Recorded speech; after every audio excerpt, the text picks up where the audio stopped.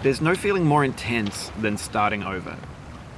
If you deleted your homework the day before it was due, as I have, or if you left your wallet at home and you have to go back after spending an hour in the commute. If you won some money at the casino and then put all your winnings on red but it came up black. If you got your best shirt dry cleaned before a wedding and then immediately dropped food on it. If you won an argument with a friend and then later discovered that they just returned to their original view. Starting over is harder than starting up. If you're not ready for that, like if you've already had a bad day, then what you're about to go through might be too much. Feel free to go away and come back. I'll be here. Alright, thanks for coming with me on this trip. I'll understand if you have to take a break at any point. Just find a safe place to stop and quit the game. Don't worry, I'll save your progress, always, even your mistakes. This game is a homage to a free game that came out in 2002, titled Sexy Hiking. The author of that game was Jazuo, a mysterious Czech designer who was known at the time as the father of B games. And B games are rough assemblages of found objects.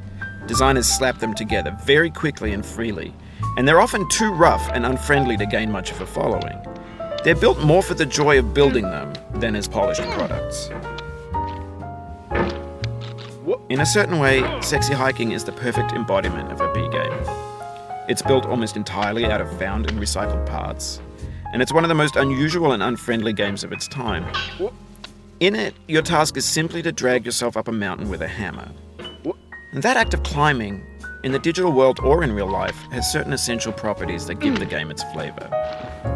No amount of forward progress is guaranteed. Some cliffs are too sheer or too slippery. And the player is constantly, unremittingly in danger of falling and losing everything. Anyway, when you start Sexy Hiking, you're standing next to this dead tree that blocks the way to the entire rest of the game. It might take you an hour to get over that tree, and a lot of people never got past it. You prod and you poke at it, exploring the limits of your reach and your strength, trying to find a way up and over. And there's a sense of truth in that lack of compromise. Most obstacles in video game worlds are fake. You can be completely confident in your ability to get through them once you have the correct method or the correct equipment or just by spending enough time. In that sense, every pixelated obstacle in Sexy Hiking is real. The obstacles in Sexy Hiking are unyielding, and that makes the game uniquely frustrating. But I'm not sure Jazuo intended to make a frustrating game. The frustration is just essential to the act of climbing, and it's authentic to the process of building a game about climbing. A funny thing happened to me as I was building this mountain. I'd have an idea for a new obstacle, and I'd build it, test it, and it would usually turn out to be unreasonably hard. But I couldn't bring myself to make it easier. It already felt like my inability to get past the new obstacle was my fault as a player rather than as a builder.